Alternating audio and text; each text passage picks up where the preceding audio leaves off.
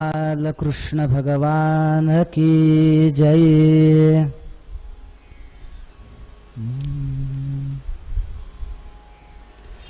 एकदा क्रीडमानास्ते रामाद्या गोपदारकाः कृष्णो मृदं भक्षितवान् इति मात्रे न्यवेदयन्। आपण आज 5व्या दिवसाच्या द्वितीय सत्राला प्रारंभ करत आहोत। आत्ता आपण पूर्वीच्या सत्रामध्ये बघितलं की कशा प्रकारे भगवंत हे अवतार घेतात। त्यांच्या अवतार घेण्याच्या मागचं प्रयोजन आपण बघितलं। त्याच्यामध्ये अनेक कारण बघितले। भगवंत अवतार का घेतो? परित्राणाय साधूनां विनाशाय च दुष्कृतां, हे मुख्य कारण।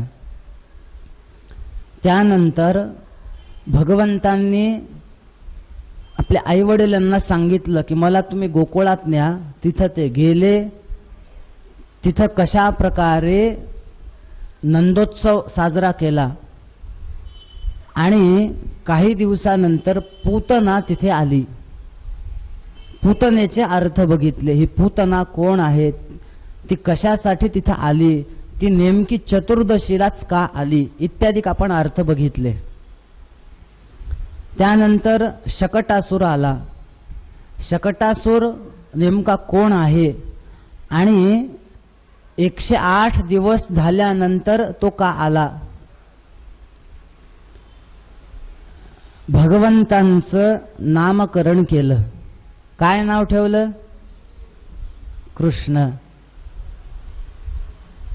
आता बघा, रोहिणीच्या मुलाचं नाव बलराम आणि यशोदेच्या मुलाचं नाव कृष्ण। कृष्ण कोणाला म्हणायचं? कृष्ण शब्दाचे अर्थ माहिती आहेत का हो? बरेच जण असं म्हणतात की तो काळा होता म्हणून कृष्ण। संस्कृतमध्ये कृष्ण याचा अर्थ काळा, काळा होता म्हणून तो कृष्ण। काही जणांनी सांगितलं त्याच्याकडे बघितल्यानंतर सगळे आकर्षित होतात म्हणून तो कृष्ण। पण मी अजून 1-2 व्याख्या तुम्हाला सांगतो, नेमकं कृष्ण कोणाला म्हणायचं। प्रत्येकाचं काहीतरी लक्षण आहे। मी तुम्हाला पहिल्या का दुसऱ्या दिवशी सांगितलं होतं बघा की आपल्याला लक्षण कळाल्याशिवाय त्याचा बोध होत नाही। मी तुम्हाला गायीचं उदाहरण दिलं होतं। साधं गायीचं जर आपल्याला लक्षण करायचं असेल तर अव्याप्ती, अतिव्याप्ती, असंभव हे 3 दोष त्याच्यामध्ये नसले पाहिजेत। आपण गायीचं लक्षण केलं होतं। जी लाल रंगाची असते तिला गाय म्हणा, किंवा जिला शिंग असतात तिला गाय म्हणा, जिला एक खूर असतं तिला गाय म्हणा, वगैरे वगैरे। पहिल्या दिवशी याच्यावर आपण थोडं सविस्तर चिंतन केलं होतं। लक्षण किती प्रकारचं, कसं असतं, स्वरूप लक्षण काय, तटस्थ लक्षण काय, सगळं आपलं झालंय। प्रत्येकाचं काहीतरी एक लक्षण असतं। आता आपण बघा, आपण म्हणतो गोपाल कृष्ण भगवान की जय। हे भगवान हा हे शब्द का लावला बरं देवाला? याचा कधी विचार केलाय का? तुम्हाला सांगतो की भगवान या शब्दाची जर व्युत्पत्ती बघितली तर आपण सुद्धा भगवान होतो। बघा, 6 गुण ज्याच्याकडे आहेत त्याला भगवान म्हणतात। भगवान शब्दाच्या 2-4 व्याख्या आहेत। एक सांगतो। असं एके ठिकाणी वर्णन आहे, उत्पत्तिम प्रलयं चैव भूतानाम आगतिम गतिम वेत्ति विद्याम अविद्यांच सवाच्यो भगवान इति। जो या सृष्टीची उत्पत्ती पण जाणतो, त्याचा लय पण जाणतो, ज्याला विद्येचं पण ज्ञान आहे, अविद्येचं पण ज्ञान आहे, त्याला म्हणा भगवान। एक. दुसरं, 6 गुणांना भग अशी संज्ञा आहे. माऊलींनी फार सुंदर वर्णन केलंय. यशश्री औदार्य ज्ञान वैराग्य ऐश्वर्य हे 6 गुणवर्य वसती येथ म्हणून तोची भगवंतू. यश, श्री, वैराग्य, औदार्य असेल, ज्ञान असेल, ऐश्वर्य असेल, हे ज्याच्याकडे आहे त्याला म्हणा भगवान. आता बघा, आपण सुद्धा भगवंत कसे? आपल्याकडे यश नाहीये का सांगा? थोडं तरी यश आहेच आहे ना आपल्याकडे. श्री, श्री आपल्याकडे नाहीये, संपत्ती नाहीये, लक्ष्मी नाहीये का? आहेच आहे. औदार्य, आपण उदार नाहीयेत का? आपल्या आपल्या मर्यादेनुसार आपण सुद्धा उदार आहेत. औदार्य. ज्ञान, ज्ञान आपल्याकडे नाहीये का? आहे. वैराग्य आहे की नाही?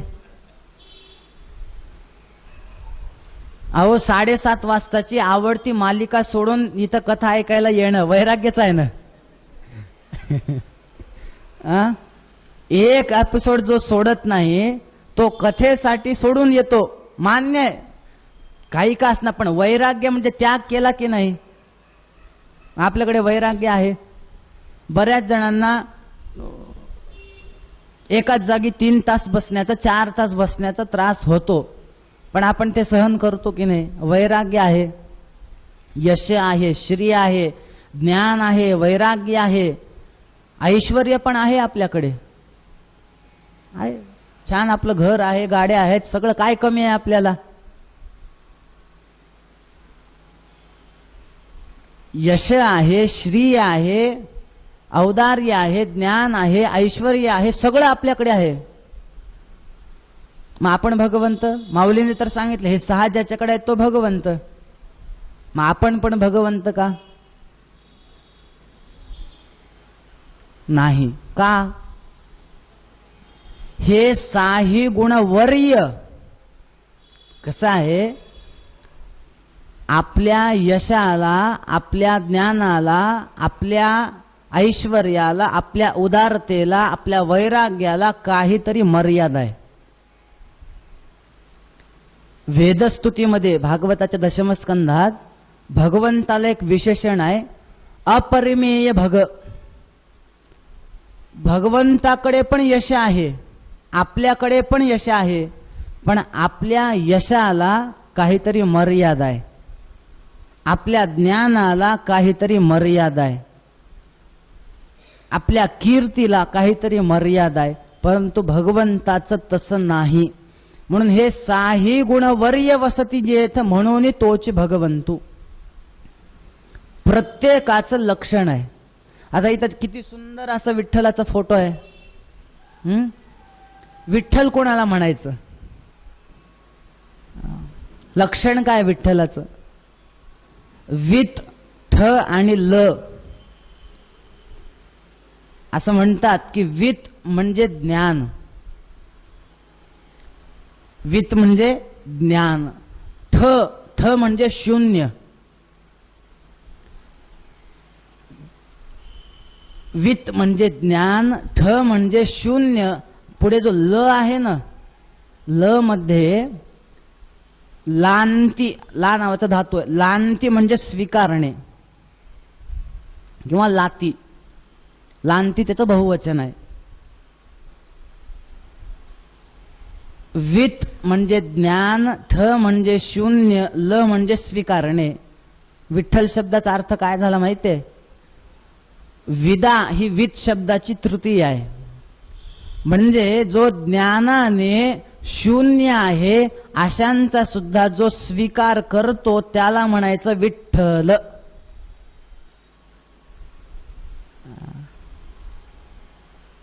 मी हे का सांगतोय? प्रत्येक नावाच्या मागे काहीतरी अर्थ दडलेला आहे. असंच कृष्ण नाव नाही ठेवलं. कृष्ण शब्दाचे अनेक अर्थ आहेत. कृषिर्भूवाचक शब्द नश्च निर्वृत्तिवाचक तयो रैक्यम परम ब्रह्म कृष्ण इत्यभिधीयते. कृष्ण कोणाला म्हणायचं बघा, असं एक वर्णन आहे. कोटी जन्म कृतम पापम कृषिरित्युच्यते बुधैः तन्नाशन करो देवः कृष्ण इत्यभिधीयते. अनेक जन्मांचं केलेलं पाप त्याला म्हणायचं कृष, आणि तन्नाशन कराहा त्याचा जो नाश करतो त्याला म्हणायचं कृष्ण.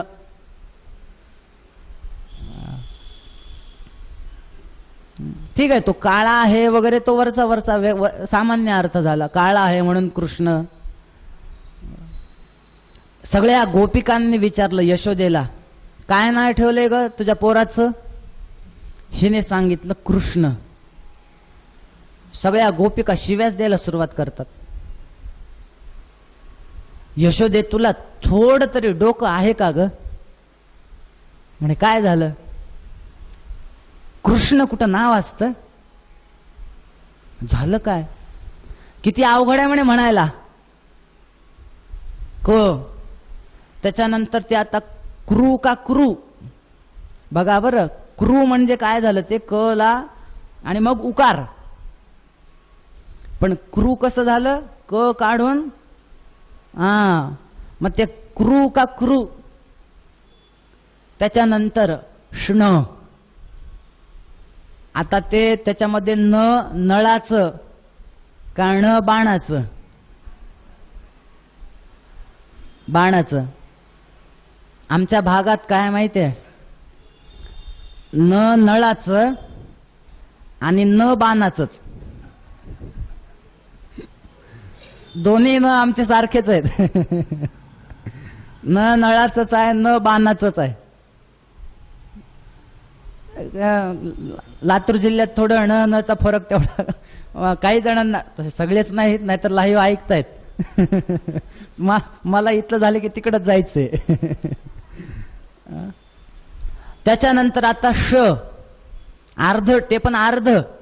आता ते शहामृगाचं का षटकोनाचं? मग ते षण हे आम्हाला जमत नाही. एवढं अवघड नाव ठेवायचं असतंय का? ते तुझं काही नाव ठेव, आम्ही फक्त त्याला कान्ह्या म्हणणार. आमचा कान्ह्या. कृष्ण वगैरे तुझं तू म्हणत बस म्हणजे. त्याचं नाव कान्ह्या झालं. सगळ्यांच्या आवडता. अहो मोठे मोठे भक्त जे जीवनमुक्त आहेत, सगळ्यांच्या पार गेलेत, पण ते सुद्धा कृष्णचरित्र ऐकताना, कृष्णचरित्र वाचताना त्याच्यामध्ये भान हरपले रसपिता.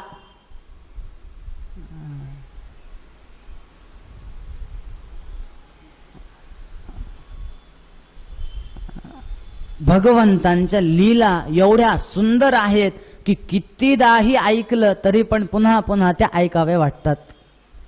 गोपाल कृष्ण हळूहळू रांगू लागले. संतांनी फार सुंदर वर्णन केले बरं. तळवे तळहात, तळहात टेकीत, डाव्या गुडघ्याने रांगत रांगत. तर वेळ कमी आहे, नाहीतर मी ते छानपैकी तुम्हाला ह्याच्यात आपलं तबला पेटीवर भजनात म्हणलं असतं ते.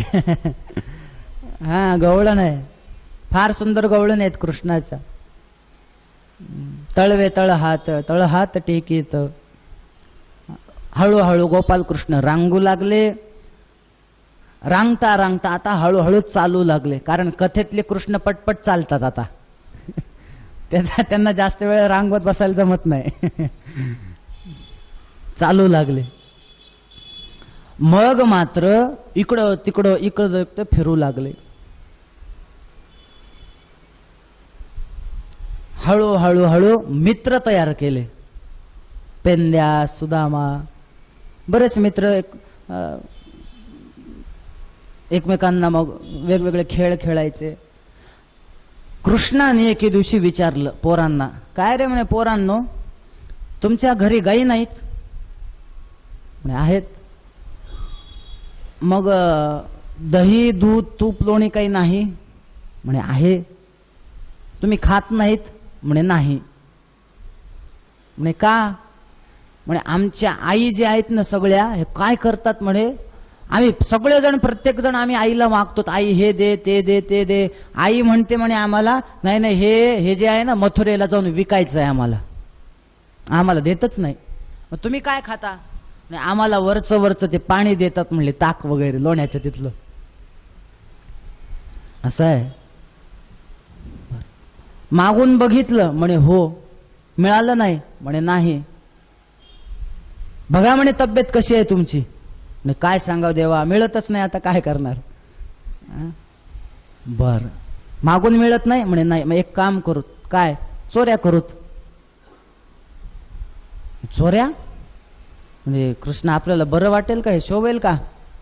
अरे आपल्याला काही पैसे चोरायचे नाहीत. मग नाथ महाराजांनीच सांगितलंय. ती गवळण पुढे जाऊन काय म्हणते, सगळ्या चोऱ्या झाल्यानंतर, हरीने माझे हरिले चित्त. तो वित्त चोरणारा नाहीये, तो चित्त चोरणारा आहे. म्हणे चोऱ्या करूयात. म्हणे देवा, मग चोऱ्या करायला काय काय लागतं? चाकू, तलवार, बंदूक लागेल ना? काय नाही, आपल्या गावात तर दुकानच नाही म्हणे चाकूचं. तिने सांगितलं चाकू कशाला पाहिजे? मग एक काम करा. काय? छान पैकी चाळलेली वाळू घ्या. म्हणे चोरी करताना वाळू? म्हणे हो. कशासाठी? लक्षात ठेवा पोरांनो, आपण जर पकडल्या गेलोत तर ती वाळू घ्यायची आणि त्या समोरच्या डोळ्यात टाकायचं आणि पळून जायचं. त्याच्यातला जो पेंद्या होता थोडा जास्तच हुशार होता. तो म्हणला, कान्या मला एक सांग, ते समोरची बाई जर चष्मा घातलेली असेल तर डोळ्यात माती जाणार नाही ना तिच्या? मग कसं करायचं? एक काम करा. काय? काटे घ्या म्हणले, काटे झाडाचे. म्हणजे कसं काय? जरी चष्मा घातलेला असू द्यात, मागे लागली ते काटे टाकून द्यायचे म्हणले रस्त्यावर. मग तर तिच्या पायात घुसतील, ती थांबेल, काढेपर्यंत पळून जायचं आपण. दुसरा मित्र म्हणला, समजा तिने जर चप्पल घातलेली असेल तर?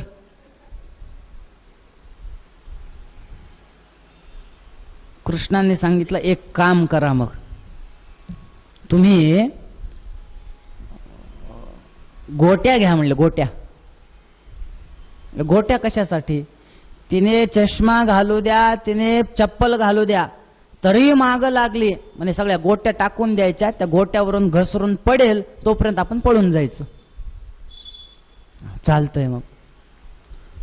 मग मात्र एकाच्या घरामध्ये जाऊन लोणी चोरू लागले. एक मंडळ स्थापन केलं. असं समजा कृष्ण चौर्य मंडळ स्थापन केलं, नाव दिलं. या मंडळाचा अध्यक्ष कृष्ण. बास, एवढ्या चोऱ्या सगळ्या गोपिका परेशान झाल्या. एवढ्या खोड्या केल्या. एक गोपिका तर तिच्या नवऱ्याने तिला कधी नाही ते काशीवरून एक बनारसी साडी आणली होती. आता मला सांगा, एक तर नवऱ्याने आणावी, त्यातल्या त्यात सरप्राईज द्यावं, तिला किती आनंद झाला असेल. बनारसी साडी, तिला एवढा आनंद झाला. आता अजून एक विचारतो प्रश्न, आपण नेसलेली साडी जर कोणी बघितलंच नाही तर त्या साडीचा काही उपयोग आहे का? काहीच उपयोग नाही. त्या गोपिकेने काय केलं, सकाळी 3 वाजता उठली, नवीन साडी नेसली आणि सगळ्यांचे दार वाजवत उठवू लागली. ए उठा. दार उघडलं गोपिकेने. काय ग, तुम्हाला कळतं का इतके वेळ झोपायचं असतं? ही रोज 7ला उठायची. पण आज साडी दाखवण्यासाठी आज मात्र तुम्हाला माहिती आहे का, ब्रह्ममुहूर्तावर उठावं शास्त्र काय सांगतं, हे आता तत्वज्ञान देते का साडी दाखवायची. बरं जाऊ दे, आता उठलात ते उठलात, नीट जागे झालात म्हणे हो, झालात जागे म्हणे हो. बरं साडी कशी दिसते अंगावरची, माझ्या नवऱ्याने मला न सांगता सरप्राईज म्हणून आणली. त्या गोपिकेने सांगितलं छान दिसतीये. आता इकडच्यांना माझा प्रश्न आहे, खरं सांगा फक्त छान दिसतीये असं म्हणल्यानंतर पोट भरतं का?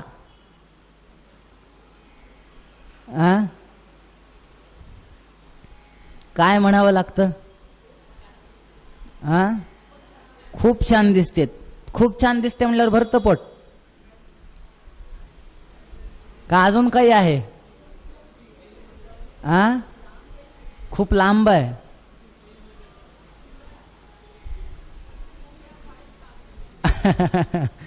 बर, म्हणजे तुम्ही लवकर प्रसन्न होता, आमच्या लातूरकरचे तसे नाहीत. काय म्हणावं लागतं माहिती आहे, खूप छान आहे वगैरे ठीक आहे, ह्याच्याने त्यांचं पोट भरेल असं नाही. अशी साडी अख्ख्या गावात कुणाकडे नाही. आता मात्र अरे गावात कुणाकडे नाही, वा वा वा वा, बरं झालं सांगितलं. आता तर मला सगळ्या गावात फिरणार मी, सोळ्या गावात फिरू, प्रत्येकाचं दार वाजवलं, उठा उठा उठा. काय बघा साडी, बघा साडी, बघा साडी, छान आहे छान आहे छान. सकाळी 3ला बाहेर पडली होती, नगर प्रदक्षिणा झाली सगळी, 7 वाजले.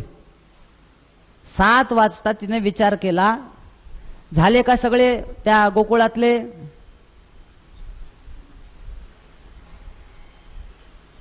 झाले का सगळे. मग तिच्या लक्षात आलं एक जण राहिले अजून.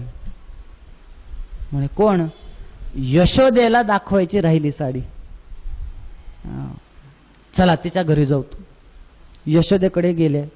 यशोदा बाहेर ये. काय? बघ साडी कशी आहे. छान आहे.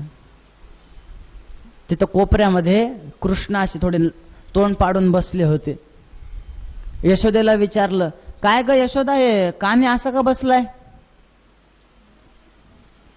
का तोंड पडलंय? काही नाही म्हणे, नुसतं धिंगाणा करतो, आत्ताच माझ्या शिव्या खाल्ल्यात गप बसलाय म्हणे. त्या गवळणीने सांगितलं, काय म्हणे तुम्ही, तुम्हाला काय यशोदे, तुला पोरच सांभाळता येत नाहीत म्हणले. मी घेऊन जाऊ का ह्याला, सांग माझ्या घरी थोड्या वेळ. यशोदेने सांगितलं, तुझं जा की, उग तुझा चांगला दिवस चालू आहे तर जा ना. हे पोरग साधन नाही. काय साधन आहे, तुम्हाला सांभाळता येत नाहीत म्हणा की, मी घेऊन जाते. यशोदेने सांगितलं, घेऊन जायचंय का जा, माझ्याकडे तक्रार आणायची नाही. हो आणत नाही. कृष्णा येणार का माझ्यासोबत? हे नाही म्हणतात होय. ते त्याच्यासाठीच बसलेत, कोण आपल्याला बोलवतंय, आमंत्रण कधी येतंय. हो येणार ना मावशी, मला त्रास देणार नाही, अजिबात नाही म्हणे. धरलं, घेऊन गेले. घरी पोहोचल्या मावशी भूक लागली ग मला दूध पाहिजे, लगेच दे. त्या गोपिकेने सांगितलं, हे बघ नवीन साडी आहे, स्वयंपाकघरात असं नवीन साडीवर मला जाता येत नाही. बर त्यावेळेस ते काय स्वयंपाक करताना ते समोर बांधायचं नव्हतं. साडी खराब न होण्यासाठी. 2 मिनिटं थांब, तुला साडी बदलते आणि तुला काय दूध पाहिजे ते. नाही मला आत्ताच पाहिजे, मला आत्ताच पाहिजे. तरी त्या ओळ्या घाईमध्ये त्या गोपिकेने कशी तरी ती साडी काढली, बदलली, दुसरी नेसली. म्हणजे आता घडी नंतर करावी, पलंगावर ठेवली. मध्ये दूध आणायला गेली. गॅसवर दूध ठेवलं, दूध गरम होऊ लागलं. बाहेर कृष्ण बसले होते. तिथं एक बाजूला कात्री होती. तिने ते कात्री घेतली आपल्या कृष्णाने. पलंगावर साडी ठेवलेली होती. कृष्णाने काय केलं, त्या साडीचे बरोबर असे उभे 10 भाग केले. कात्री ठेवून दिली बसले. थोड्या वेळानं ती गवळण आली. धरकान्या दुधाचा कप देऊ लागले. बाजूला बघितलं तर साडीचे 10 तुकडे. अरे हे काय केलंस? मावशी मला एक सांग, तुझ्या नवऱ्याने तुला किती साड्या आणल्या होत्या? एक. आता एक आणली होती तर एवढी आनंदी झाली होती. अगं मी एका साडीच्या 10 साड्या केल्या. आता तुला किती आनंदी व्हायला पाहिजे? बरोबर आहे बाबा, तुझी आई म्हणली होती ह्याला घरी घेऊन जाऊ नको. झाली तू, चल आता घरी. आणलं, घरी सोडलं. यशोदे धर तुझं पोरग. वेगवेगळ्या खोड्या चालू होत्या. एक गवळण आली तेवढ्यात आणि तिनं सांगितलं, कान्या तुझ्या फार मी चोऱ्या ऐकल्यात, हिम्मत असेल तर माझ्या घरी येऊन दाखव. कृष्ण म्हणाले, मला धमकी? हा मला? पोरांनो हिच्या घरचा पत्ता घ्या म्हणे. आज रात्रीची चोरी हिच्याच घरी. मला धमकी देते म्हणे, माझ्या घरी येऊन दाखव. शिने काय केलं म्हणे, एक मधल्या खोलीमध्ये, अंधाऱ्या खोलीत, ते पण उंच, सगळे मडके टांगून ठेवले दही दुधाचे लोण्याचे. त्याला कुलूप त्या खोलीला. त्याच्या बाहेर एक खोली, त्याला कुलूप. त्याच्या बाहेर हॉल, त्याला कुलूप लावून बाहेर बसली काठी घेऊन, खुर्ची टाकून. सगळ्या खिडक्या बंद, सगळे रस्ते बंद. रात्र झाली. हे पोरं आले, कृष्ण आले सगळे. म्हणे हिचा पत्ता तर हाच आहे, खरा आहे सगळं, पण कान्या आपली चोरी आजचे कॅन्सल. म्हणे का? अरे आत जाण्यासाठी मुंगीला सुद्धा जागा नाही आता, आपण कसे जाऊ? कृष्णाने सांगितलं, चोरी तर कॅन्सल करायची नाही, काय होईल ते होईल. मला धमकी देऊन गेली. आता काय करायचं? आत जायचं कसं?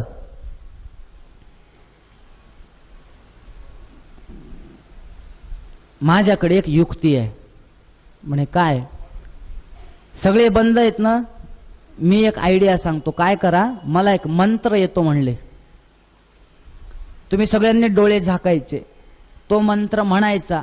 तो मंत्र म्हणला की सगळेजण आपोआप मध्ये जातात. हो म्हणे, हो. झाका डोळे. सगळ्यांनी डोळे झाकले.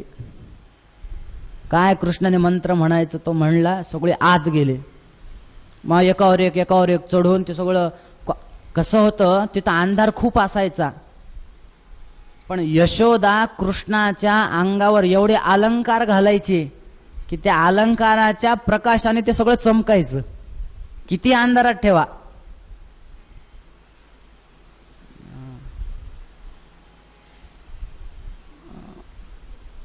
एकमेकावर सगळे ते आपलं दहीहंडी माहिती ना कशी करतात, एकमेकावर चढवून ते. इथं दहीहंडी होती का? बक्षीस ठेवतात ना. आमच्याकडे तर बाप रे काय सांगावं आता. मी सांगू नये तुम्ही ऐकू नये.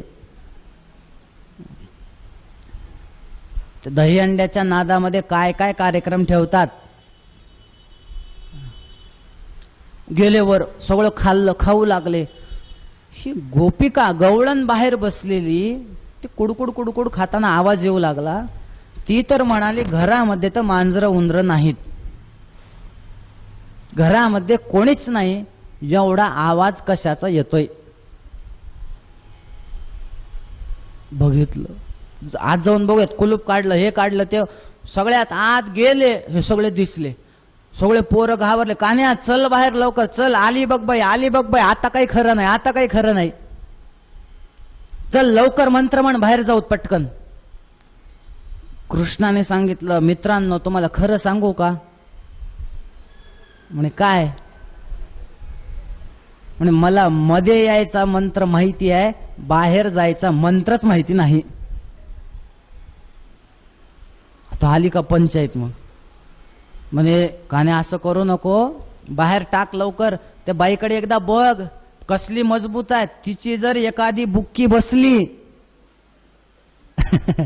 तर आपलं काही खरं नाही बघ. हा, एक तरुण बाई होती निब्बर एकदम, काही तसं करून मंत्र म्हण रे बाबा. सगळे घाबरले. कृष्ण म्हणाले ठीक आहे, जास्त टेन्शन घेऊ नका, मी आहे ना. एक काम करा, आत कसे आलात? म्हणे मंत्र म्हणून डोळे झाकले, आत आलोत. एक काम करा, आता डोळे झाका, आधी म्हटलेला मंत्र उलटा म्हणा, बाहेर जाल.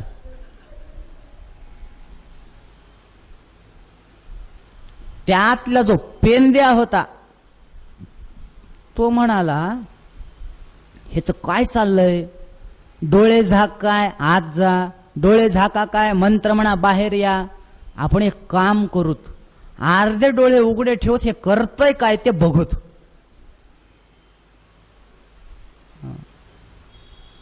बघूत तरी. ह्याने काय केलं, अर्धे डोळे उघडे ठेवले पेंद्याने. सगळे पोरं पटपट पटपट त्या खिडकीतून बाहेर जाऊ लागले. पेंद्या बाहेर जाताना त्या खिडकीच्या अर्ध्या बाहेर गेला की मधून त्या गोपिकेने ह्याचा पाय धरला.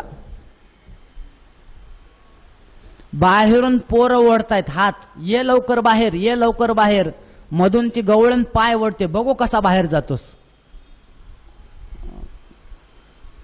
2 फुटाचा पेंद्या 4 फुटाचा झाला, ओढू ओढू. बाहेरून हे वळतायत, मधून ते वळतो, करायचं काय आता? मग मात्र पकडल्यानंतर कान्या अरे बाहेर सोड, कान्या बाहेर काढ, कान्या बाहेर काढ. कृष्णाने सांगितलं तुला नाही त्या उचापत्या करायला कोणी सांगितलं? म्हणले अर्धे डोळे उघडे ठेवतोस का? अडक आता, अर्धा बाहेर अर्धा आत. नाही नाही, ह्याच्या पुढून तसं करत नाही, मला बाहेर काढ, माझी चूक झाली. म्हणून भगवंतांनी जे लिखित आहे त्याच्यामध्ये आपण फार हे का आहे कसं आहे ह्याच्या नादी पडू नये, नाहीतर अडकतं माणूस. देवाने जे केलंय ते चांगल्यासाठी केलंय असा विचार करायचा आणि पुढे जायचं. देव जे काही करतो ते चांगल्यासाठी करतो, एवढाच भाव मनात ठेवायचा. तुम्हाला त्या प्रधानाची गोष्ट माहिती आहे की नाही? देव जे काही करतो तो चांगल्यासाठी करतो असं तो दरवेळेस म्हणायचा. एके दिवशी त्या राजाचा अंगठा तुटला. त्याने प्रधानाला सांगितलं, प्रधाना माझा अंगठा तुटलाय. तो पुन्हा म्हणतो देव जे काही करतो ते चांगल्यासाठी करतो. राजाला जो राग आला, माझा अंगठा तुटला ना, हा म्हणतोय चांगलं झालं. एवढा राग आला, टाका म्हणाला जेलमध्ये, तुरुंगात टाकून दिलं. एके दिवशी राजा गेला शिकारीसाठी वनात. शिकार करताना वापस येताना काही लोकांनी त्याला पकडलं. देवीला बळी द्यायचा होता, नेमका राजाला पकडलं. झालं, घेऊन गेले देवी समोर, त्याची पूजा केली. त्याच्यानंतर छानपैकी सगळं झालं. वेळ आली, तलवार घेतली. तलवार घेऊन त्याचा बळी देणार, तेवढ्यामध्ये त्याच्यातल्या एका माणसाने थांबा थांबा थांबा, मारू नका म्हणे. म्हणे का बरं? तुम्ही नीट बघा, ह्याचा अंगठा तुटलेला आहे. आपल्या देवीला असा बळी द्यायचा का? चांगला माणूस लागतो, असा अंगठा तुटलेला काय करायचा माणूस? मग ह्याला द्या सोडून, दुसरा बघूत. तर राजाला सोडून दिलं. आत्ता राजाला वाटेत येताना वाटू लागलं, प्रधान म्हणाला होता देव जे करतो ते चांगल्यासाठी. आज जर माझा अंगठा तुटला नसता तर आज मी जिवंत नसतो. घरी आला. आल्या आल्या पहिल्यांदा सेवकांना सांगितलं, प्रधानाला सोडवा, मुक्त करा, त्याला बाहेर आणा. माझी चूक झाली. त्याला बोलवलं, प्रधानाला नमस्कार केला, मला माफ कर, मी विनाकारण तुला तुरुंगामध्ये टाकलं, आज वनामध्ये असं असं झालं, अंगठा तुटला म्हणून मी मरण्यापासून वाचलो. मी तुला तुरुंगामध्ये टाकायला नाही पाहिजे. प्रधानाने सांगितलं देव जे करतो ते चांगल्यासाठी, तुम्ही तुरुंगात टाकलं ते पण चांगलं झालं. राजा म्हणाला काय प्रधान आहे, काही झालं की चांगलं झालं म्हणतोय. अरे बाबा तुला तुरुंगात टाकलं ह्याच्यात चांगलं काय झालं. राजे साहेब एक बघा, मला जर तुम्ही तुरुंगामध्ये टाकलं नसतं तर दरवेळेस वनात शिकारीसाठी तुमच्यासोबत मी येतो. म्हणे बरोबर आहे. जर मी तुरुंगात नसतो तर तुमच्यासोबत वनात आलो असतो. म्हणे हो. आपल्याला पकडलं असतं त्यांनी बली देण्यासाठी. म्हणे हो. तुम्हाला त्यांनी बघितलं असतं, तुमचा अंगठा तुटला होता, तुम्हाला त्यांनी सोडलं असतं. माझं काय तुटलं होतं. तुम्हाला सोडलं असतं, मला धरलं असतं. ते देव जे काही करतो ते, शी भावना जर मनामध्ये असली तर माणसाला जरी दुःख आले तरी त्या दुःखाचा त्रास होत नाही. हा पेंद्या जो होता ना, हा स्वतःच डोकं लावू लागला. कान्या सोडव, कान्या सोडव. देवाने सांगितलं ठीक आहे जा, ह्याच्याकडून तसं करायचं नाही. म्हणे नाही. तो पेंद्या सुटला, पण कृष्ण पकडल्या गेले. ते गवळणीनं धरलं. चल म्हणे, तुझी आई फार म्हणते बाळ सगुण गुणाचे ताने ग, बाळ दिसते गोजीरवाणे ग. फार तुझी आई सारखं म्हणत असते ना, आज तुझ्या आईला दाखवते काय तुझं पोरग ते. पकडलं. चल. कृष्णाने सांगितलं मावशी मला सोड, नाहीतर तुझं चांगलं होणार नाही बघ. कशाचं चांगलं होणार नाही, तू चल म्हणे. हाताला धरलं, रस्त्याने घेऊन जाऊ लागली. आता ते त्या काळात म्हणे ते स्त्रिया रस्त्याने जाताना पार असं इथपर्यंत पदर घ्यायचा, तोंड पूर्ण झाकायचं. रस्त्याने जाऊ लागले. जाता जाता कृष्णाने सांगितलं, अर्ध्या वाटेत गेले. म्हणे मावशी मी एवढा लहान, माझे हात एवढे नाजूक नाजूक, तू एका हाताला धरून किती ओढतेस मला, हात दुखतोय म्हणे माझा. मग एक काम कर, हा हात सोड, मी इकडून येतो आणि दुसरा हात हातात देतो, मग जाऊ. त्या गोपिकेने विचार केला बरोबर आहे म्हणे, बिचारा लहान आहे, मी एवढं ओढते त्याला त्रास होत असेल, ठीक आहे म्हणे ये इकडून. आता कृष्णाने दुसरा हात हातात देतो म्हणले, पण कुणाचं देतो सांगितलंच नाही. इकडून आले, बाजूला एक म्हातारं होतं 80 वर्षाचं. त्या म्हाताऱ्याचा हात ह्या गोपिकेच्या हातात दिला आणि स्वतः जे थेट पळत गेले घरात. आता हे ओढू लागले ही गोपिका. आता ही गवळण 30 वर्षाची, हे 80 वर्षाचं, कसं ऐकेल आता ही गोपिका. हे ओढू लागले, चल चल. आता ह्या म्हाताऱ्याला वाटलं की मला आता कोण ओढत असेल ह्या वयात रस्त्यावर, लोक काय म्हणतील मला, कोण ओढते काय, हे कोण आहेस तू, हे कोण आहेस तू, हे म्हातारा म्हणते. हे गोपिका म्हणते आवाज बदलून मला बोलतोस होय तू. मला आवाज बदलून बोलतोस, तू किती आवाज बदल, आज तुझ्या आईला दाखवणारच आहे काय ते. म्हातारा मनात विचार करू लागला, माझी आई तर केव्हाची गेली, आता हे कोणाला घेऊन जाणार आहे. घेऊन गेले. यशोदे बाहेर ये.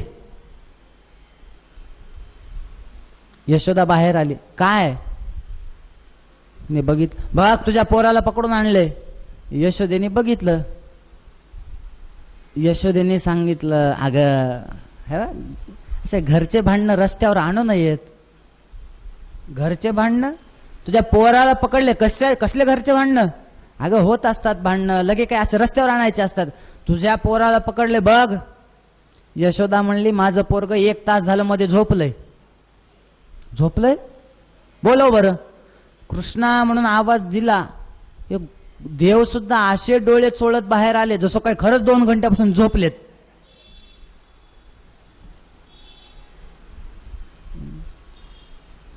काय मावशी, काय ग आई, तुला हे होत नाही का, मला कशाला तू उठवलं?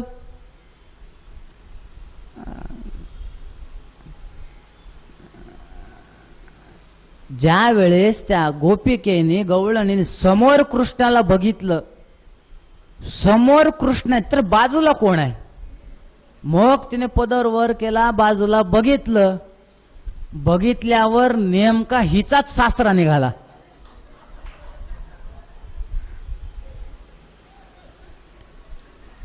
शेने बघितलं, सून दिस, तू आहेस तू घरी चल म्हणे, तुला दाखवतो आता काय आहे ते. कृष्णाने इकडून सांगितलं हळूच, तुला म्हणलं होतं ना मी तुझं वाटोळ करतो बघ, मला धरून जाऊ नको. एवढ्या खोड्या केल्या, एवढ्या खोड्या केल्या. एक गवळण तर दारात झोपली होती रात्री, पती पण झोपलेला. कथा माहिती ना आपल्याला, चोरी केली ती केली आणि जाताना वेणीची दाढीची गाठ बांधून गेली निघून. सकाळी उठल्या उठल्या नवऱ्याच्या दाढीला जे झटका बसला.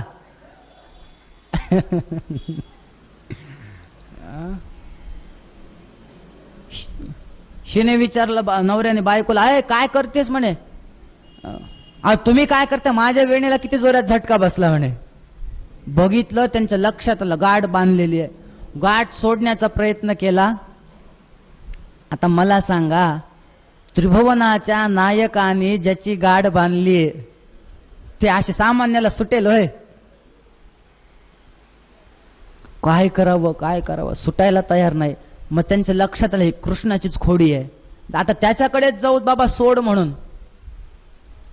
पण रस्त्याने जाताना दोघांची एवढी फजिती, नवरा बुटका होता आणि बायको उंच होती.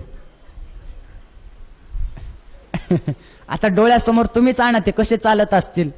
बिचारा नवरा टाचा वर करू करू परेशान. एवढी फजिती, एवढी फजिती, एवढ्या खोड्या केल्या. एका अध्यायामध्ये दामोदर लीला सांगितली. आपल्या सर्वांना माहिती आहे, मांडीवर ठेवून दूध पाजत होत्या यशोदा माता आणि चुलीवर दूध ठेवलं होतं. ते दूध उतू जाऊ लागलं. दूध उतू जाऊ लागलं की कृष्णाला पहिल्यांदा यशोदेनं खाली ठेवलं, दुधाकडे गेली. मी असं ऐकलंय बाबा, खरं की खोटं तुम्ही सांगा. ते स्त्रियांचे दोन वीक पॉइंट असतात म्हणे,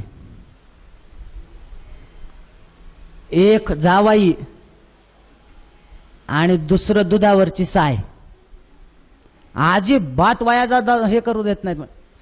तुम्ही बघा, किती कामात असू द्या, गॅसवर दूध ठेवलंय, लक्षात आलं दूध उतू चाललंय म्हणलं, किती मोठं काम असू द्या, आधी पळत जातात आणि एवढ्या फास्ट जातात म्हणजे हे ऑलिम्पियाड मध्ये पळणारे सुद्धा त्यांच्या मागं फिके.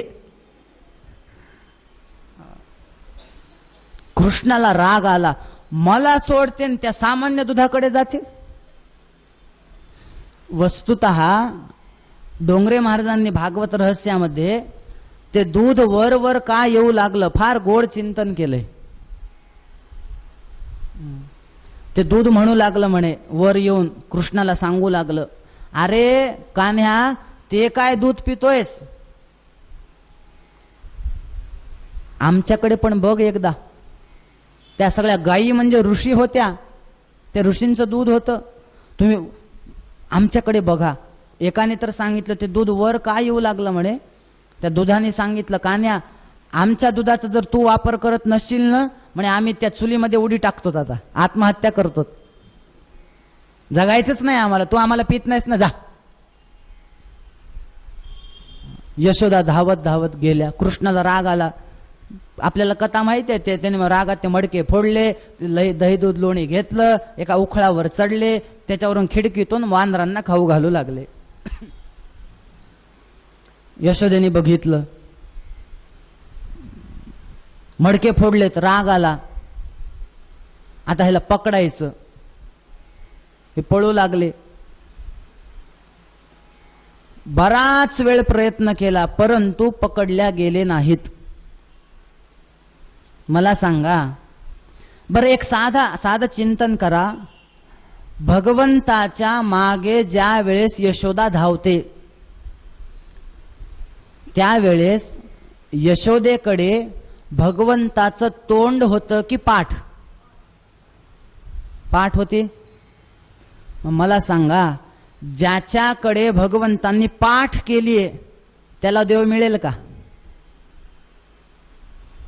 मिळेल? मग यशोदेला कसं सापडेल? पण भरपूर फिरल्यानंतर भगवंताने बघितलं आई फार थकली म्हणे आता म्हणून भागवतात वर्णन आहे, कृपयासी स्वबंधने. कृपया म्हणजे स्वतः बंधनात पडले, तिला पकडता आलेलं नाही. पकडल्या गेले, तुला बांधूनच टाकते म्हणे, फार खोड्या झाल्यात तुझ्या. बांधून टाकलं. कशाला? उखळाला. आता मला सांगा, खोड्या केल्या कोणी? कृष्णाने. कृष्णासोबत उखळाला पण बांधलं गेलं की नाही? उखळाला का बांधलं? याचं कारण सांगू. आपल्याकडे 5 महापातक सांगत असताना एक 5वं महापातक असं आहे की वरचे 4 पातक जो कोणी करेल, ब्रह्महत्या, सुरापान वगैरे हे जे पातक करेल, त्याच्या सोबतचा जरी दुसरा असेल म्हणजे त्याने ते केलेलं नाहीये, पण तत्संसर्गीच पंचमहा, म्हणजे एखाद्याने चोरी केली तो तर महापातकी झाला, पण ज्याने ह्याने चोरी कशी केली ह्याला माहिती आहे त्याला सुद्धा तेवढंच पातक आहे. मग आता कृष्ण कशावर चढून लोणी खाऊ घालू लागले? उखळावर. मग त्या चोरीमध्ये उखळाने मदत केली की नाही? म्हणून उखळाला सुद्धा बांधलं. ज्या वेळेस बांधू लागले म्हणे 2 बोट दोरी कमी पडू लागली. आई भगवंताने बघितलं आई फार थकली आहे म्हणे, आता एक काम करायला पाहिजे, आपण आता बंधनात पडलं पाहिजे. बांधल्या गेले. तेव्हापासून त्यांचं नाव काय पडलं? बोला दामोदर भगवान की. त्यांचं नाव दामोदर पडलं.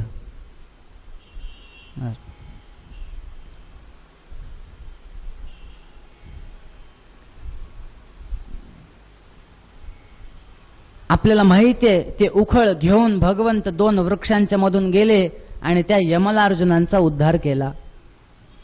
त्या यमलार्जुनांना ते कोण होते? नलग्रीव, मणिकुब, त्यांना शाप होता ह्यांचा, नारदांचा. कुबेर पुत्र होते. स्वतःच्या संपत्तीचा, रूपाचा गर्व झाला म्हणून शाप मिळालेला होता. वेगवेगळ्या लीला चालू होत्या. म्हणे एका गोपिकेने तर मथुरेला जाताना कृष्णाकडे घराच्या चाव्या दिल्या. कान्या, हे थोड्या चाव्या धर, मी थोडं मथुरेला जाऊन येते आणि घराकडे लक्ष ठेव. कानावर अशी बातमी आली, सध्या गोकुळामध्ये चोऱ्या फार होत आहेत. कृष्णाने सांगितलं द्या चाव्या माझ्याकडे. मनातल्या मनात म्हणाले काय बाई आहे म्हणे, चोराकडे घराच्या चाव्या देऊन चालली. झालं. ती जेव्हा वापस आली तिचं घर चकाचक झालेलं होतं. पण एवढ्या खोड्या केल्या. त्या सगळ्या गोपिका एकदा आल्या यशोदेकडे. यशोदा, तू मला एक सांग, आम्ही गोकुळात राहावं की निघून जावं? झालं काय? नाही, तुझ्या पोरगा फारच त्रास देतंय आम्हाला. फार त्रास देते म्हणे. हो. झालं काय? आता एक एक गोपिका प्रत्येकाचं गाऱ्हाणं सांगती. हे कृष्णाने काय केलं आमच्यासोबत, ह्या कृष्णाने काय केलं, ह्या कृष्णाने काय केलं.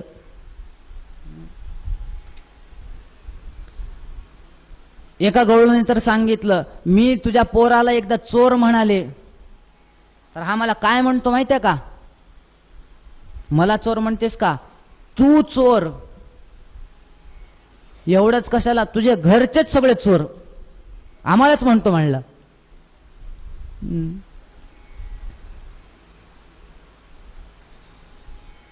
यशोदेने ते ऐकलं आणि यशोदेने सांगितलं, ए थोडं लहान आवाजात बोल. म्हणे का, तुला कळतं का अजून माझ्या पोराचं लग्न व्हायचं राहिलंय.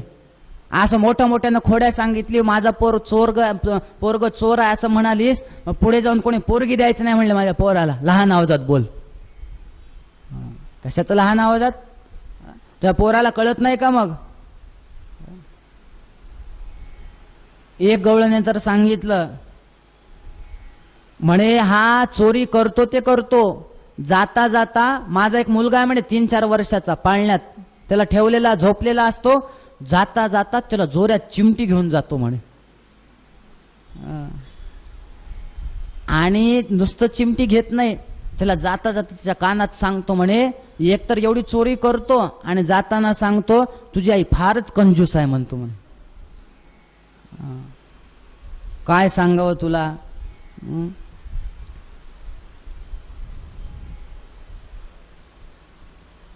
सगळ्या खोड्या यांनी ऐकल्या. पण तुम्हाला सांगू का, गोपिका जरी गाऱ्हाणे करायच्या पण पुन्हा ते कृष्णालाच भेटायला यायच्या. त्यांना जर कृष्ण दिसला नाही, काही काही गोपिका तर असं वर्णन आहे, घरातल्या सगळ्या सुया टाकून द्यायच्या आणि सासूला म्हणायचं, सासूबाई ते गोधड शिवायचेत का, आता हिवाळा वगैरे येईल. म्हणे हो शिवत ना. मग सुया संपल्यात, आणायला जाऊ का. मुद्दाम फेकून द्यायच्या आणि ज्या सुया आणायला म्हणून जायचं ते यायच्या यशोदेच्या घरी. मुद्दाहून काही गोपिका पाणी टाकून द्यायच्या घरातल्या. सासूबाई पाणी संपले, ताजं पाणी आणू का. जे यमुनेवर जायचं म्हणून जायच्या ते थेट यशोदेकडे. गोपिकेने तर सांगितलं, यशोदे तुझ्या पोराचं काय सांगावं. म्हणे अगं एवढं आमच्या मनामध्ये बसलाय, स्वयंपाक करताना चहामध्ये मी मीठ टाकते आणि भाजीमध्ये साखर टाकते म्हणले. काय सांगावं, दररोज माझ्या नवऱ्याच्या शिव्या खातीये. हरीने माझे हरिले चित्त, भान वित्त विसरले. काय करावं, फार खोड्या चालू आहेत. असं म्हणतात की त्या गोकुळामध्ये फार संकट येऊ लागले. आघासूर, बकासूर, वत्स, ते कंस एक आसुराला पाठवू लागला ना. सगळ्यांनी ठरवलं आता गोकुळात राहायचं नाही, जवळच एक वन आहे, सगळे आता वृंदावनामध्ये राहायला जायचं. तिथं खोड्या सुरू केल्या. मग यशोदेने सांगितलं, कान्या तू आता घरी राहायचंच नाही, मग तू आजपासून शाळेत जायचं. कृष्ण एका हातावर तयार झाले, वा वा वा आई जातो मी शाळेत. आई म्हणाली, एवढा आगाऊ पोरग लगेच शाळेत जायला कसं तयार झालं. आई म्हणाली, तू शाळेत जाऊन काय करणार. कृष्णाने सांगितलं, आई सोपं आहे म्हणले, मी शाळेत जाणार आणि मास्तराला शिकवणार.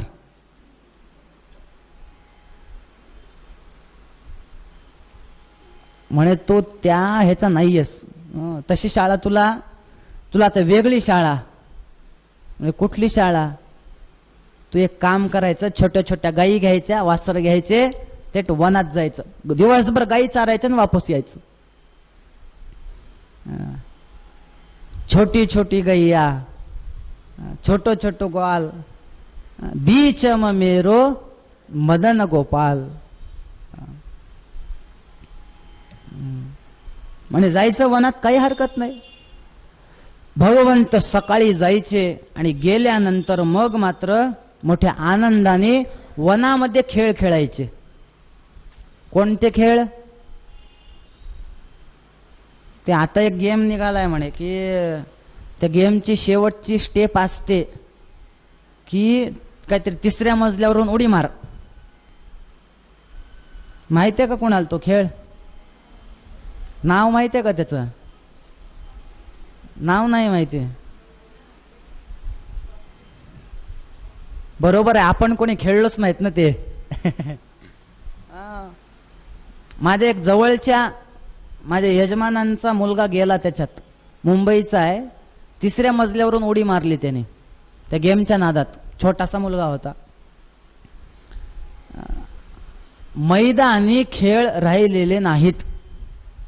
त्याच्यामध्ये ते लुडो खेळायचं, ते गाडीचा गेम खेळत बसायचा. परवा मी नवीन मोबाईल घेण्यासाठी दुकानात गेलो. त्याने मला सांगितलं, महाराज तुम्ही हा मोबाईल घ्या. म्हणलं बरं, काय चांगलं काय आहे म्हणजे खासियत काय ह्याची? किती रुपयाचा? म्हणला 1.5 लाखाचा आहे. म्हणलं ठीक आहे, घ्यायला हरकत नाही, पण काय आहे काय ह्याच्यात? नाही म्हणे ह्याच्यावर तुम्ही किती वेळ गेम खेळा, चार्जिंग लवकर संपत नाही. म्हणला गेमसाठी तुम्ही कुठले गेम डाउनलोड करा, म्हणे अजिबात मोबाईल हँग पडत नाही. म्हणजे आता मोबाईल सुद्धा चांगले ते गेमसाठी निघतायत, कारण त्यांना ते तयार करणाऱ्यांना कळालं मैदानी खेळ आता कोणी खेळत नाहीत. आता फक्त उठल्या उठल्या मोबाईलवरून सुरुवात ते झोपेपर्यंत मोबाईल. म्हणजे इतका मोबाईल बघतात की झोप आली हे कधी कळतं? मोबाईल बघता बघता आपोआप आपल्या तोंडावर पडला. अरे ज्या अर्थी मोबाईल तोंडावर पडलाय आणि मी तर स्वतःहून सोडत नाही, त्या अर्थी बहुतेक झोप आली वाटतं. अशी परिस्थिती आहे सध्या. पण गोपाळांचे खेळ कुठले होते? विटी दांडू खेळायचे, कबड्डी खेळायचे, हुतुतू खेळायचे, त्याच्यानंतर चेंडू फळी क्रिकेट खेळायचे. वेगवेगळे खेळ चालू होते. खेळता खेळता एके दिवशी सगळ्या मित्रांनी सांगितलं, म्हणे देवा मला काय सांगावं, बरेच वेळ झाला आपण खेळतोय, पण भूक लागली आम्हाला. भरपूर आपण जेवलं तर काहीतरी बरं आहे. आता आज बऱ्याच जणांना एकादशीमुळं थोडं कसं तरी होत असेल कथेमध्ये. काय सांगावं, खूप भूक लागली, आता खेळणं बस, आता काहीतरी खायचं बघा. भगवंताने सांगितलं खायचंय, काढा शिदोऱ्या. काढल्या, गोल बसले सगळेजण, प्रत्येक जण आपापले डब्बे खाऊ लागले. कृष्णाने सांगितलं थांबा, असं खायचं नाही. मग एक काम करा, एकट्याने कधीच खायचं नाही, सगळ्यांनी मिळून खायचं.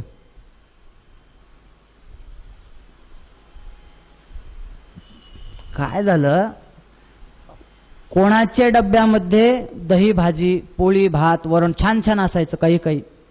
काही काही जणांच्या डब्यात फक्त वरण भात, काही जणांच्या डब्यात नुसता ताक, काही डब्यांच्या कृष्णाचे डबे एक नंबर होते, यशोदा काही द्यायचे. भगवंताने विचार केला असं नाही, आपण मित्र आहेत ना, सगळ्यांनी एकत्र येऊन खायचं. सगळ्यांचा डब्बा एकत्र केला. त्याच्यामध्ये ना एक भगवंताचा एक मित्र होता, त्याचं नाव आहे मधुमंगल. मधुमंगलाची कथा ऐकली असेल, शांडिल्य पुत्र होता तो. त्याच्या आईचं नाव आहे पूर्णमासी. तिच्या आईने त्याला ताक दिलं होतं फक्त. ते कृष्णाला कसं द्यावं, एवढं सगळ्यात भारीचे डब्बे, ताक कसं द्यावं, तो स्वतःच पिऊ लागला म्हणे, तसाच एकटाच. भगवंताने बघितलं, अरे मला ताक देत नाही हा, तो पटपट पिऊ लागला. कृष्णाने त्याच्या जवळ गेल, ताक मला दे, संपलं होतं तोपर्यंत. त्याच्या गालाला वगैरे पिताना घाईघाईत पिताना लागलं होतं. गोपाल कृष्ण तेच चाटू लागले म्हणे.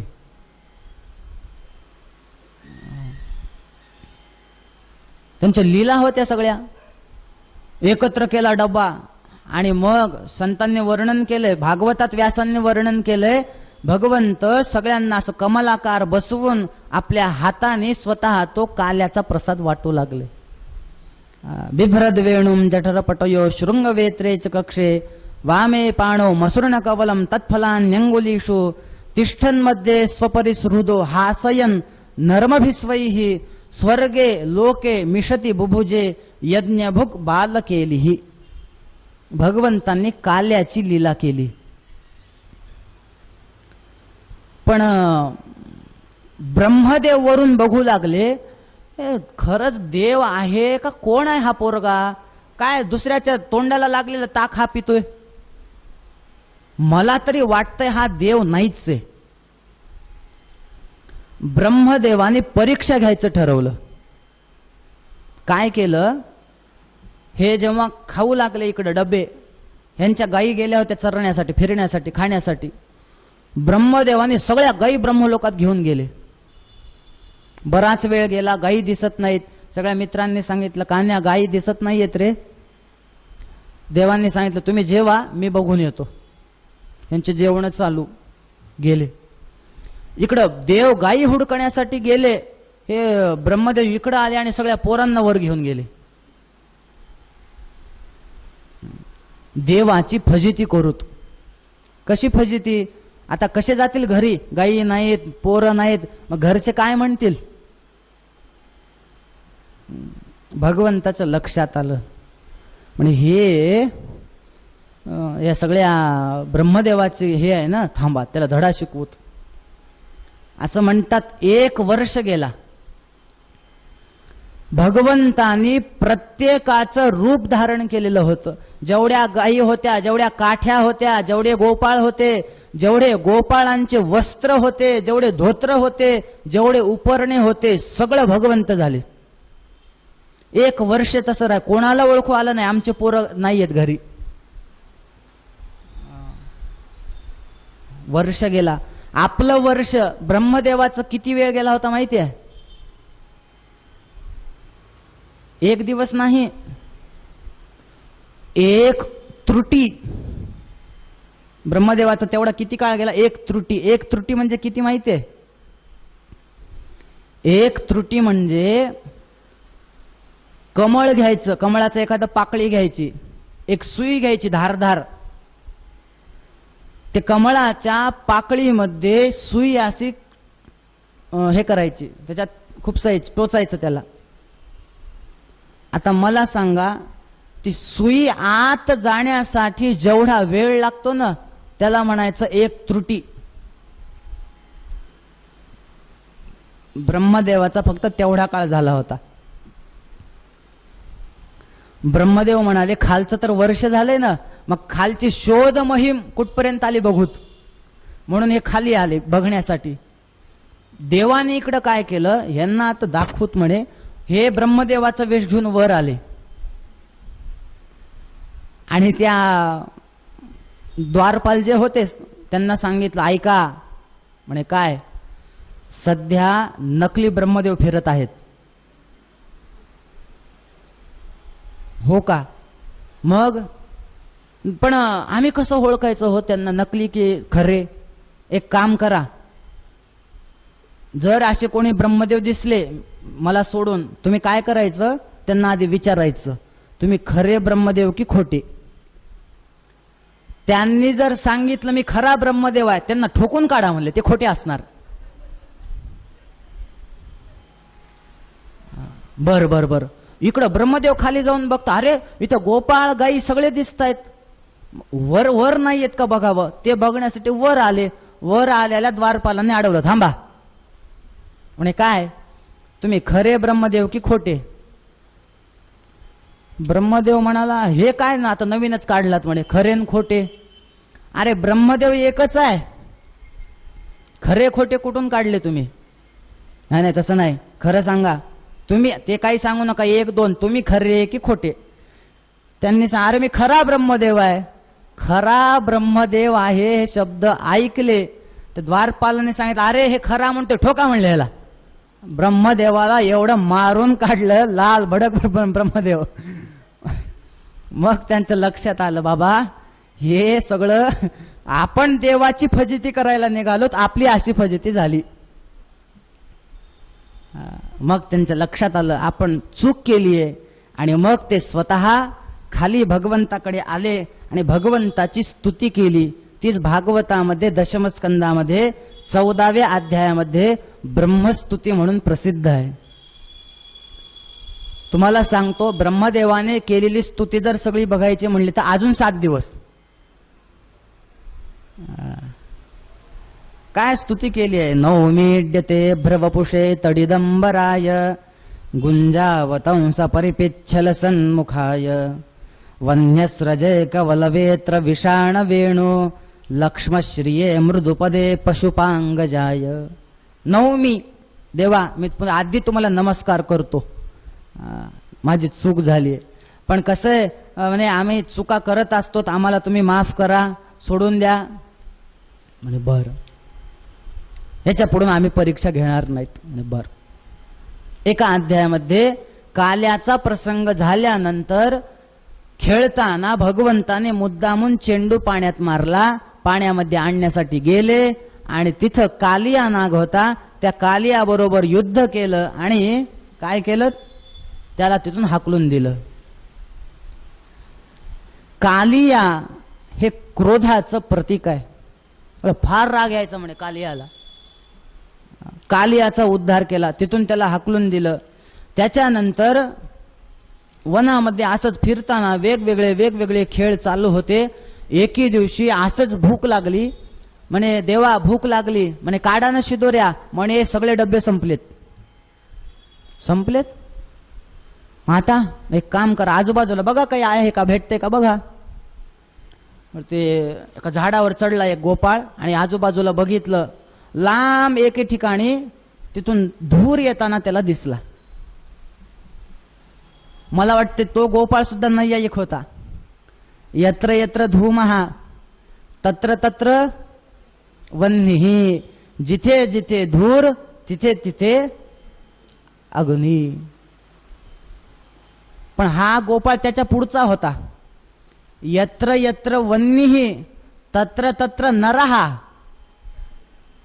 जिथं जिथं माणसं आहेत तिथं तिथं आग आहेच आहे म्हणे, कारण आग माणसाशिवाय दुसरं कोणी लावू शकत नाही म्हणला. म्हणजे दुसऱ्या अर्थाने घ्या बरं, कारण झाडावर झाड हे करून सुद्धा वणवा पेटतो, पण दुसऱ्या प्रकारे माणसं आग लावतात ना, आग लावे.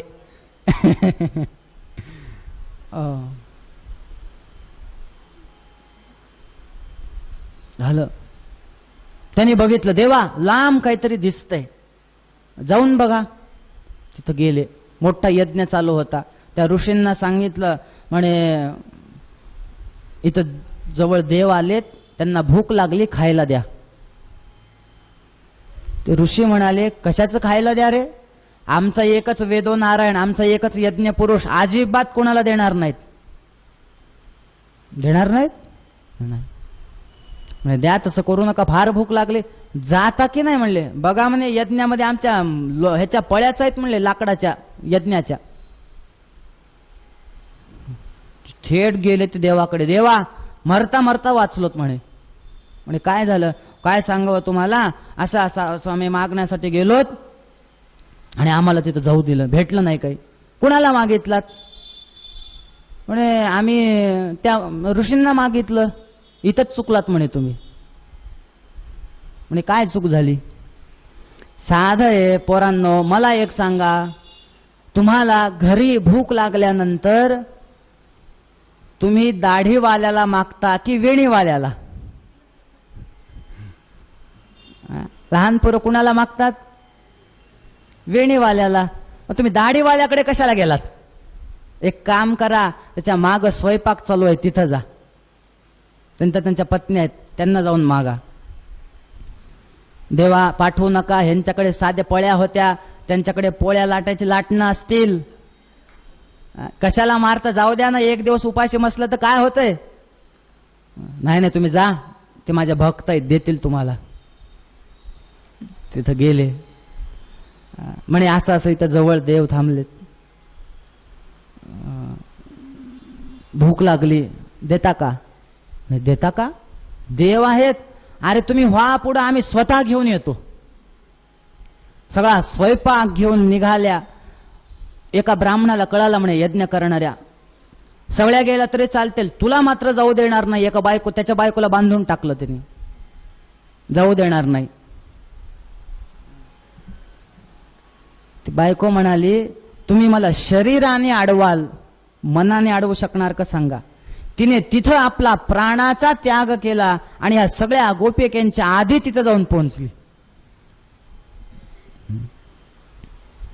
हा सगळा प्रसंग ज्या वेळेस या वेदज्ञ ब्राह्मणांना कळाला, ते काय म्हणतात माहिती आहे, नासाम द्विजाती संस्कारः न निवासो गुरोवपी न तपो नात्ममीमांसा न शौचम न क्रिया शुभाहा. म्हणे आमच्या पत्न्यांनी, या बायकांनी कुठं गुरुकुलामध्ये जाऊन अध्ययन केलं नाही, कुठं उपनयन संस्कार केला नाही, यांचा कुठले काही वेद मंत्र शिकले नाहीत, मीमांसा शास्त्र नाही, न्यायशास्त्र नाही, वेदांत नाही, काही येत नाही. पण जो परमात्मा यांना कळाला तो आम्हाला एवढं शिकून कळाला नाही. ब्राह्मण म्हणतात धिक जन्म नस्त्रिवृत विद्याम. आमच्या विद्येचा धिक्कार का, आम्हाला एवढ्या जवळ आलेला देव कळाला नाही, यांना कळाला. म्हणून देव हा तुमच्याकडे किती ज्ञान आहे हे बघत नाही, त्या ज्ञानाचा तुम्ही वापर कसा करता, त्या ज्ञानाला भक्तीची जोड आहे की नाही ते बघतो. सगळं आहे पण त्याला जर भक्तीची जोड नसेल तर त्या शास्त्रकारांनी त्या ज्ञानाला शून्य सांगितलंय. ते ज्ञान शून्य आहे.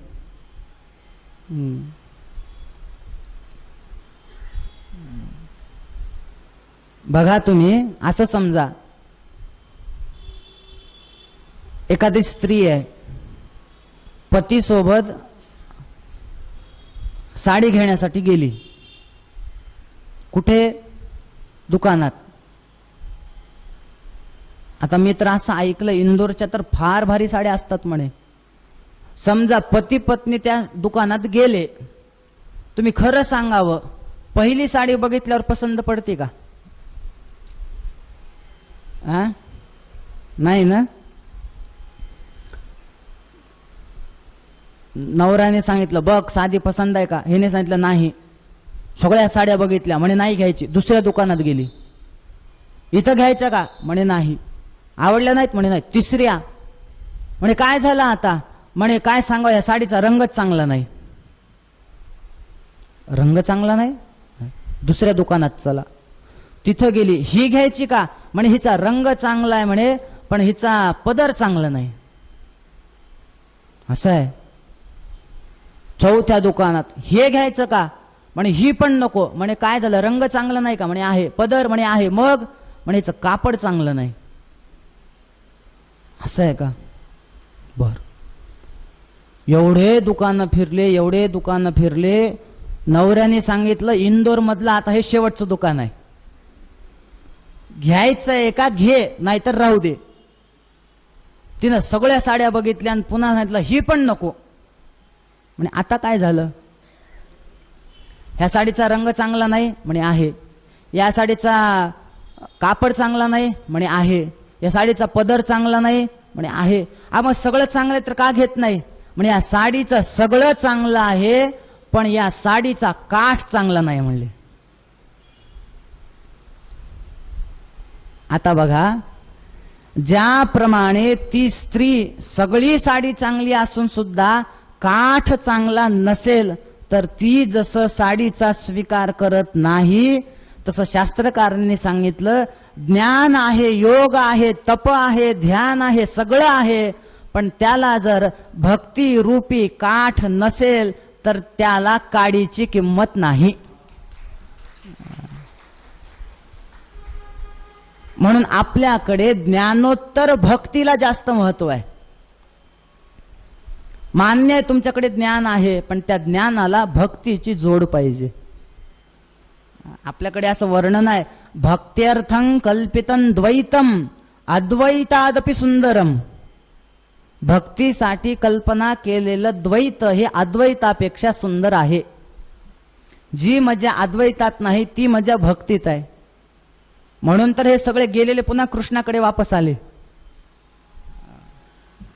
त्याच्यामुळं देव काय बघतो, भक्ती बघतो. हे म्हणतायत काय कमाल झाली, दृष्ट्वा स्त्रीणाम भगवती कृष्णे भक्तिमलौकिकीम. आम्ही 15 वर्ष पाठशाळेत होतो. मोठ्या मोठ्या शेंड्या ठेवल्या, कपाळावर मोठे मोठे भस्म लावले, एवढ्या एवढ्या काठाचे धोत्र घातले, पण आम्हाला देव कळाला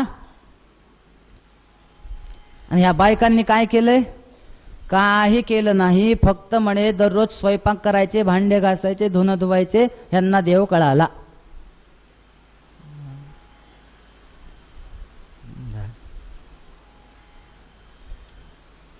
म्हणून एक फार सुंदर सुभाषित आहे बघा. व्याधस्याचरणं ध्रुवस्य च वयो विद्या गजेंद्रस्य का जातिर्विदुरस्य यादवपते रुग्रस्य किं पौरुषम कुब्जायाः कमनीय रूपमधिकं किंतत् सुदाम्नो धनं भक्त्या तुष्यति केवलं न च गुणैः भक्तिप्रियो माधवः. व्याधस्याचरणं ध्रुवस्य च वयो. काय ध्रुवाचं वय होतं का देव प्रसन्न व्हावेत? भक्ती. विद्या गजेंद्रस्य का. गजेंद्र कुठल्या पाठशाळेत राहायला गेला होता? भक्तीमुळे प्रसन्न झाला. का जाती विदुरस्य. विदुराची कुठली जाती होती? फार उच्च कुळात जन्माला आला होता. आपल्याला माहिती आहे ना काय खाल्लं त्यांच्या घरी? विदुरांच्या घरी कण्या खाल्ल्या, केळाच्या साली खाल्ल्या.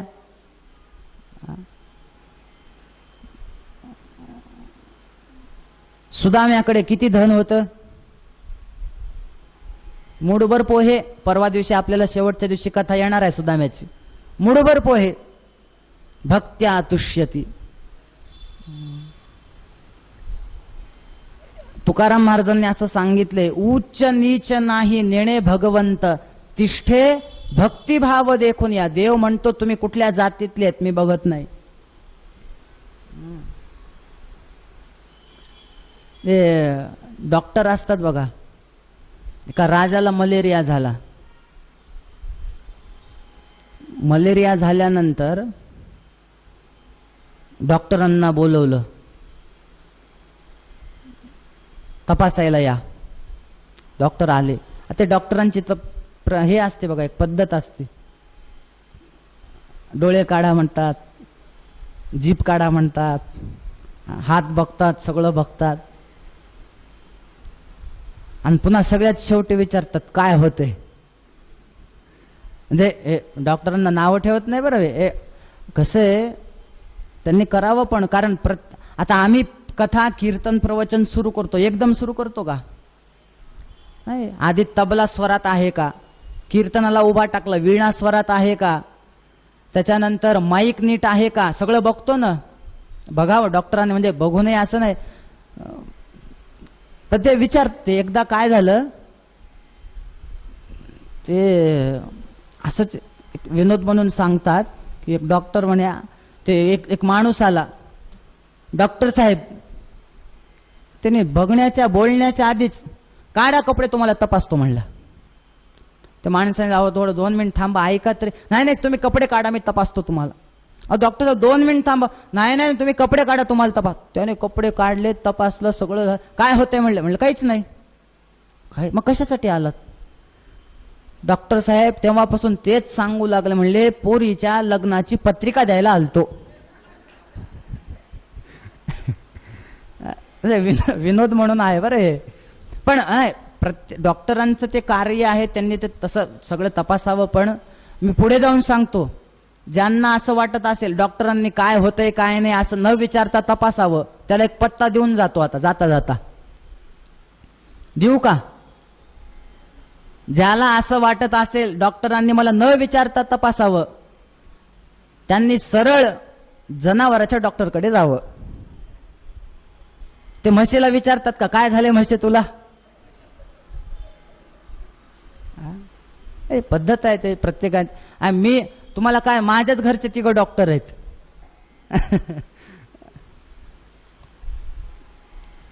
माझा भाऊ डॉक्टर आहे, माझी बहीण डॉक्टर आहे, माझे वडीलही डॉक्टर आहेत. त्यांची पत्ते. डॉक्टर आले, राजाला विचार काय झालंय? तपासलं, मलेरिया. अरे बापरे. आले, ह्या गोळ्या घ्या. त्याला गोळ्या दिल्या, वापस आले. आल्यानंतर बघितलं, येताना राजाच्या घराच्या बाहेर एक सेवक होता. तो असं थंडीने कुडकुड कुडकुड करू लागला. तपासलं, अरे तुला मलेरिया आहे. त्याच गोळ्या त्याला दिल्या. राजापर्यंत बातमी गेली, राग आला. ज्या गोळ्या मला, त्या गोळ्या माझ्या सेवकाला. बोलवा त्या डॉक्टरला. आले. काय चाललंय, जगायचं नाही का? आणि काय झालं? माझ्या गोळ्या मला ज्या दिल्या, मी राजा आहे, त्या गोळ्या सेवकाला. डॉक्टरने सांगितलं, कोण राजा कोण प्रजा मी हे बघत नाही, मी रोग बघतो. हे जसं आहे ना, तसं भगवंत म्हणतात, कोण कुठल्या जातीतला आहे, कोण कुठल्या कमी जातीतला आहे, हे मी बघत नाही, मी फक्त त्याची भक्ती बघतो. स्त्रिया आहेत, मी ह्यांच्यावर कसं प्रसन्न हो, माझी भक्ती केली ना. त्या सगळ्या ब्राह्मणांनी प्रार्थना केली की पुन्हा पुढच्या जन्मी का होईना आम्हाला त्या भगवंताविषयीची भक्ती प्राप्त व्हावी.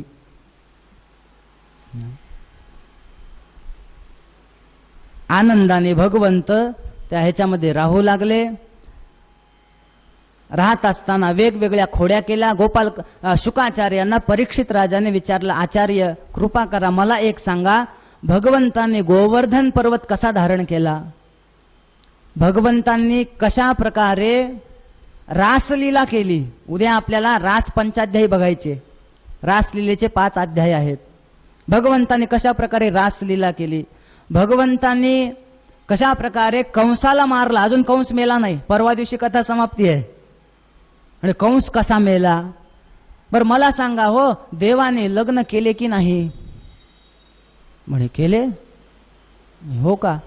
मग रामांसारखं एकच केलं की अनेक केले? म्हणे त्याची तर फार मोठी कथा आहे, आज होत नाही, ते देवाचं लग्न उद्याला होत म्हणले. आता उद्या आपल्याला भगवंताचा विवाह करायचा आहे. मग आता मला सांगा, साध्या लग्नामध्ये जर एवढं नटून थटून जातो आपण, मग उद्या तर देवाचं लग्न आहे. मोठ्या आनंदामध्ये आपण उद्या भगवंताचा विवाह आपण हे करूयात. आज तसा तरी 8:15 झालेले आहेत, पण थोडं भगवंताचीच इच्छा होती. नैवेद्य यायला उशीर झालाच होता, म्हणले देवाची इच्छा होती, महाराज आज थोडं 15 मिनटं वाढवा. त्याच्यामुळं आपले 15 मिनटं थोडे पुढे गेले. आज आमच्या कथा श्रवणासाठी खास म्हणजे परवा म्हणजे इथल्या कथेच्या पूर्वी माझी पुण्याला कथा होती, कोथरूडला. म्हणजे तिथले मी तिथं त्यांना म्हणालो होतो, इंदोरला आहे कथा, तर खास ते कथा ऐकण्यासाठी, म्हणजे पुण्यावरून नाही आले, ते इंदोरचेच आहेत, पण इंदोरचे पुण्याला आले होते ऐकण्यासाठी. ते आज पुन्हा म्हणलं कथेसाठी या. ते आज कथेसाठी इथं आलेले आहेत. सर्वांनी उद्या मात्र बरोबर आपली 4 वाजता कथा सुरू होईल आणि सगळ्यांनी विवाहासाठी हे करायचंय.